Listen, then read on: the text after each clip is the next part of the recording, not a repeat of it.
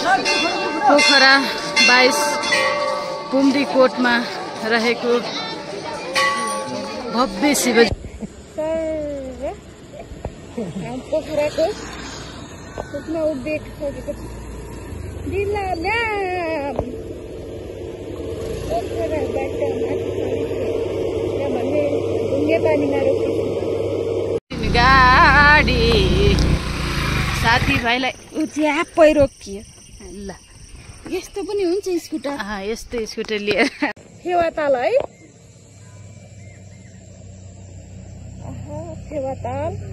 फेवातालमा रहेका छौँ हामी। हजुर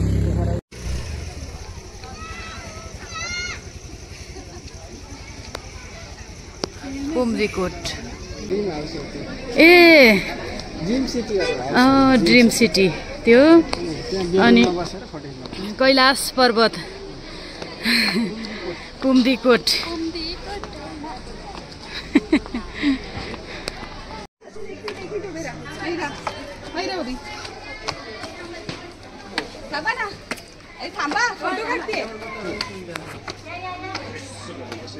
बघा बघा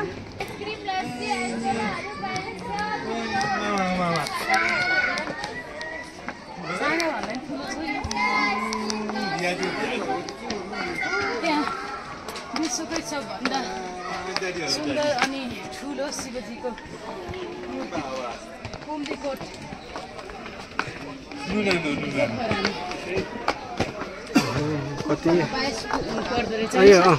पोखरा 22 साइडमा फ्याक्टो फोटो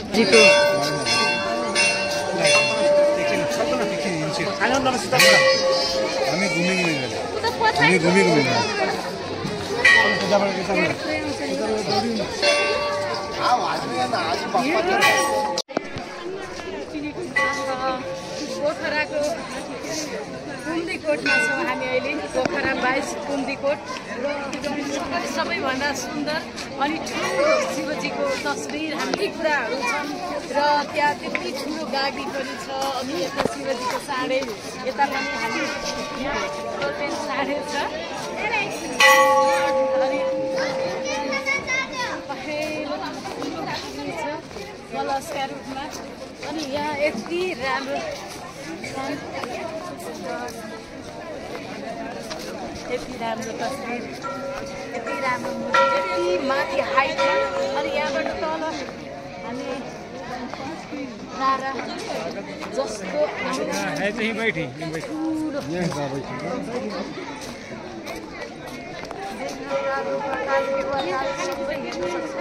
सर अझ माथि पनि जान मिल्दो रहेछ है। माथि जान मिल्छ।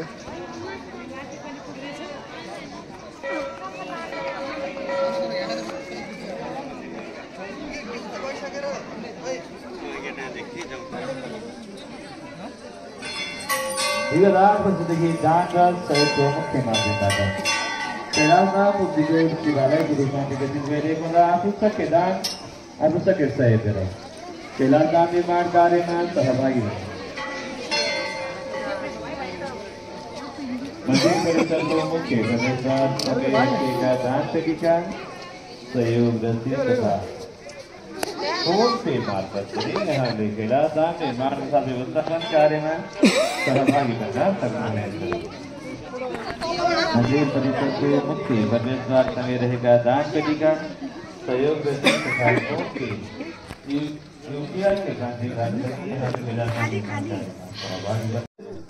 निर्माणाधीन कैलाशधाम कुम्दीकोट शिवालय को अवलोकन करके अपने मन से पवित्र बनी शिवालय अनि शिवजीको तस्बिर यो मूर्ति पोखरा 22 कुम्दीकोटमा रहेको यो भव्य शिवजीको मूर्ति सँगै यो शिवालयमा सबै दर्शनार्थीहरू दर्शन गर्न आउनुहुन्छ। यहाँ सुन्दर दृश्यहरू हेर्न सकिन्छ। हेर्नलाई पनि हामी यहीँबाट हेर्न सक्छौँ। वाउ भव्य शिवजी सबैको कल्याण गर्नुहोस्।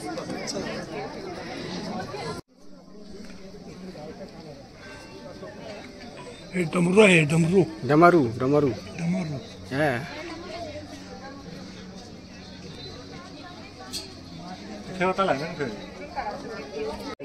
फेवाताल पोखरा भ्याली सुन्दर पोखराको दृश्य पुन्देकोटबाट देख्न सक्नुहुन्छ हाम्रो गीता पाण्डे म्याम फोटो खिच्नको लागि पोजको तयारी गर्दै हुनुहुन्छ।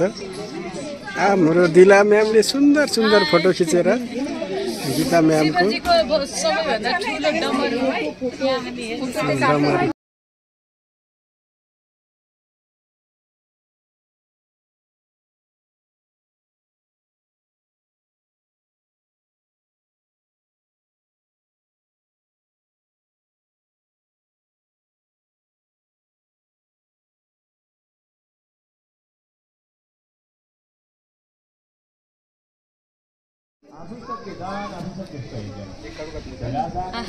कस्तो लाग्यो नि पोखरा कस्तो अनि पोखराबाट हामी चाहिँ अहिले पोखरा 22 पुम्दीकोटमा छौँ र पुम्दीकोटमा विश्वकै भव्य शिवको मूर्ति छ।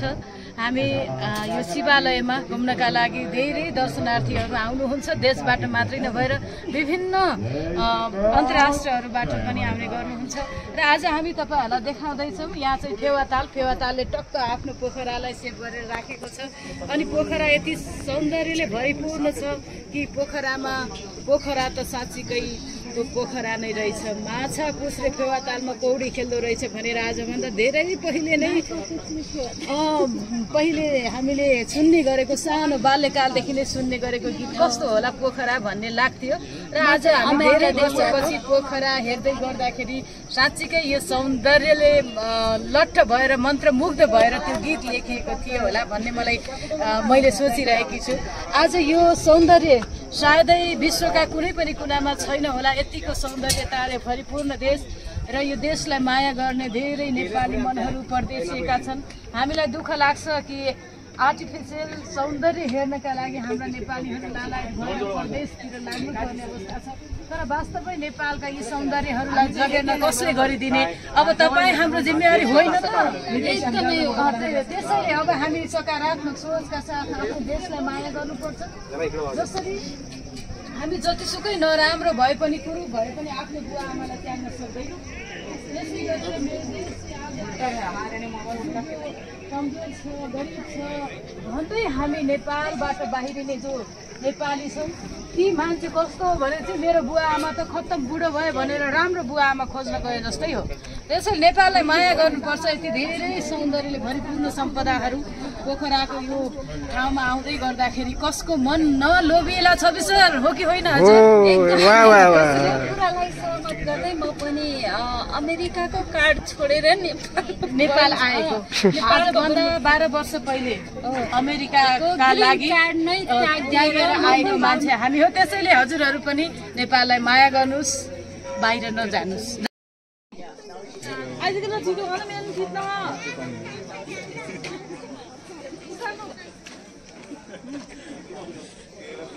हजुर अहिले हामी पोखराको 22 पोखरा 22 पुम्दीकोटमा छौँ र यहाँ यति सुन्दर भव्य शिवको मूर्ति छ। यो सौन्दर्य, यो शक्तिपीठ हेर्नका लागि धेरै नै दर्शनार्थीहरू यहाँ हुनुहुन्छ। देशबाट मात्रै नभएर विभिन्न देशबाट आउनु भएको छ। हाम्रो देश ऋषिमुनिको देश, शिवको देश, हाम्रो सीताको देश अनि गौतम बुद्धको देश कहाँनिर कमी छ? आज हामीले नै अब सिकाउनु पर्छ कि ध्यान के हो, तपस्या के हो र मोटिभेसन के हो। हामीले लाखौँ तिरेर विदेशबाट मोटिभेटरहरू बोलाएर ल्याउने गरेका छौँ नेपाल। कि आज नेपाल हाम्रो शिवको देश हो। सौन्दर्यले भरिपूर्ण यो पोखरा, रूपाताल, फेवाताल, बेगनासताल, माछा पुछ्रे हिमाल यी के आर्टिफिसियल हुन्? आर्टिफिसियल हुन्? होइनन्। यही धरती, यही सौन्दर्यले भरिपूर्ण यहाँका दिव्य परम्पराहरू, यहाँका यी पूजनीय शक्तिपीठहरू हुन्। आजभन्दा 12 वर्ष पहिले अमेरिकाको ग्रिन कार्ड त्यागेर आउनुभयो नेपाल, किन आउनुभयो तपाईँ? साँच्चीकै एकदमै नेपाल भनेको एउटा मातृभूमि देश, जसरी हामीले आमा बुवालाई सम्मान गरिन्छ त्यसरी नै हाम्रो नेपाललाई पनि सम्मान गर्नुपर्छ भन्ने हिसाबले एउटा विदेश हो, लग्जरी लाइफ हुन्छ। तर के हुन्छ भन्दाखेरि लग्जरी लाइफ चाहिँ आर्टिफिसियल रूपमा हुन्छ, त्यहाँ आफूले काम गरेर खान पाइन्छ। तर नेपाल जस्तो यस्तो आफ्नो अमेरिकाको ग्रिन कार्डलाई पनि त्यागेर आफ्नो जन्मभूमि नेपाललाई तपाईलाई धन्यवाद छ। तपाईलाई हेरेर धेरैले सिकुन् कि आफ्नो देश नेपाललाई माया गर्नुपर्छ। अमेरिकामा बसोबास गर्नुहुन्थ्यो तर नेपाललाई माया गरेर हजुर यहाँसम्म आइपुग्नुभयो। हजुरको पनि त कुनै एकदमै अमेरिका जानु, अस्ट्रेलिया जानुस्, घुम्नका लागि जानुस्, इन्जोय गर्नका लागि जानुस् होइन। नेपाल नराम्रो छ भन्दै आज लस्कर अन्तर्राष्ट्रिय विमानस्थलमा हामी देख्छौँ नेपाललाई त्यागेर जानु भनेको मेरो आमा त बुढो भयो, खत्तम भयो, मलाई सुन्दर आमा चाहियो भनेर अर्को आमा खोजे जस्तै हो। नेपाललाई त्यागेर जानु भनेको नेपालमा केही छैन भनेर भन्नु भनेको मेरो बाबा त खत्तम भए, गरिब छन् भनेर अर्को धनी बाबा रोज्नु जस्तै हो। त्यसैले म जब अमेरिका पुगेँ मनमा एकदमै मेरो नेपाल, मेरो आमा, मेरो बाबा मलाई झलझली याद आयो र त्यो अमेरिका त्यागेर पनि म नेपाल आएँ। आज यस्ता शक्तिपीठहरू नेपालका विभिन्न ठाउँहरू घुम्दै गर्दा मेरो छाती गर्वले ढुक्क फुल्छ। त्यसैले हामी विदेशीको गुलामी बन्न होइन, त्यहाँ चाहिँ हामी घुम्नका लागि जाउँ, टुर गर्नका लागि जाउँ। तर नेपालमै बसेर यस्ता संरचना, यस्ता भक्ति भावमा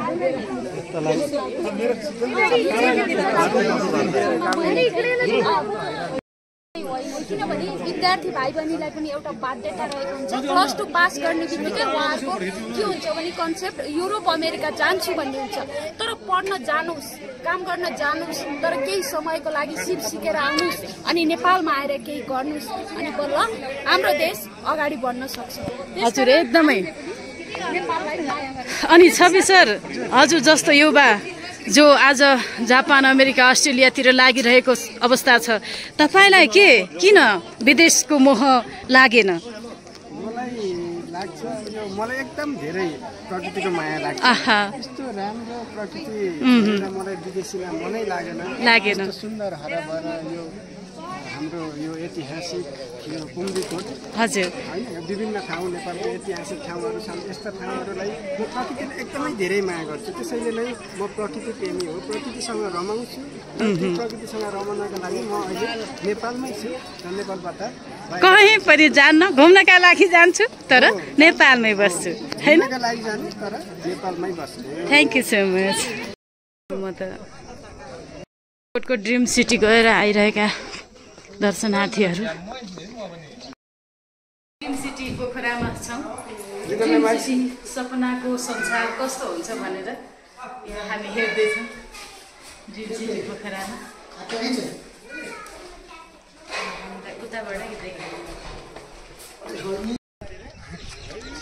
ड्रिम सिटीको यो ठाउँमा छौँ हामी। यति सुन्दर मौसम छ। अनि यो बेलुन, आकाश छोला जस्तो बेलुन, शिवजीको मूर्ति र हातमा पनि जान सकिन्छ।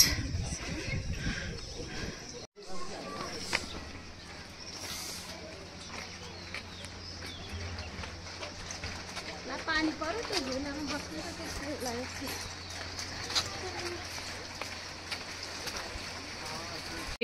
खेल्दै हुनुहुन्छ, हेर्नुहोस् बन्जिपिङ कसरी खेलिन्छ।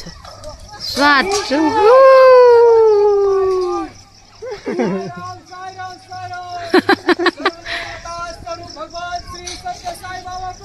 जय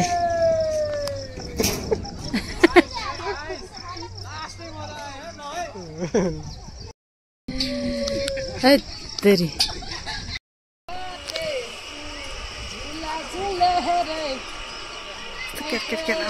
भिडियो भाग्नै भरेछ।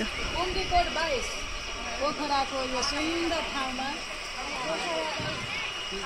पोखरा 22 कुम्दीकोटमा हामी टिम खेलिरहेका छौँ। हाम्रो लिजा त मिसिने भयो। लक्ष्मी हाम्रो साथमा भर्खरै हामीले पाएका छौँ। यस्तै लक्ष्मीमा हामीले पाउँदाखेरि हामी धेरै खुसी भएका छौँ। कतिको वर्णन संस्कृतिको मात्रै स्थान हो कि भन्ने लक्ष्मी पनि 32-33 दिन भइसक्यो। मस्ती गर्न बन्छ पनि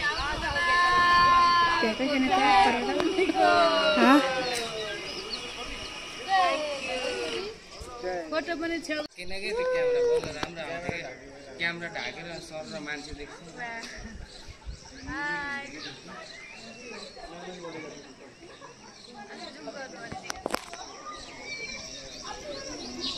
कमलको फुलमा यसरी नाच्न पाइन्छ त्यो कुम्दीकोट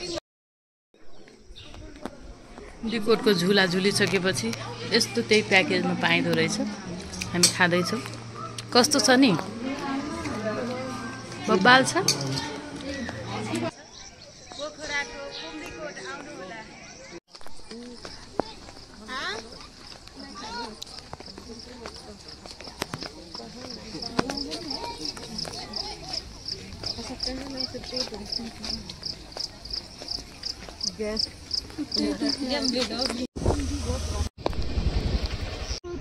हामी भेट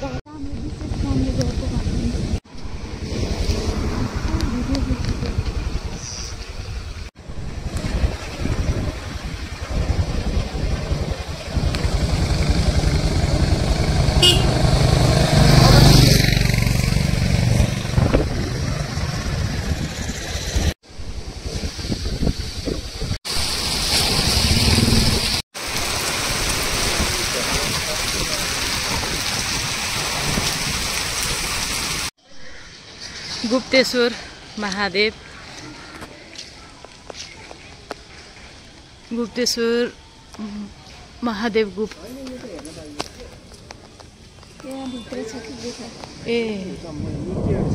ए गुफा चाहिँ यहाँ भित्र छ हैन। ए यही बाटो भएर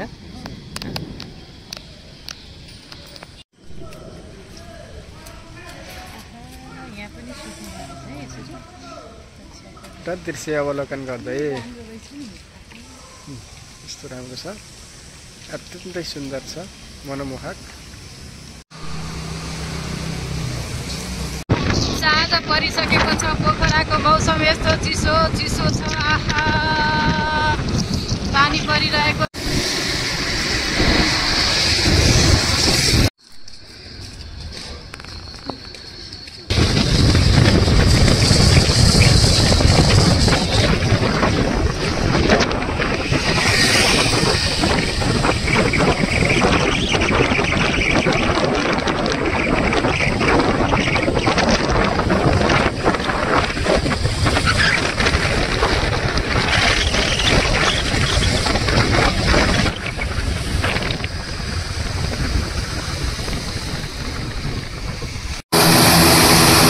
अब हामी यही बुद्धगयामा चढेर सरर नेपाल जाँदैछौँ पोखराबाट।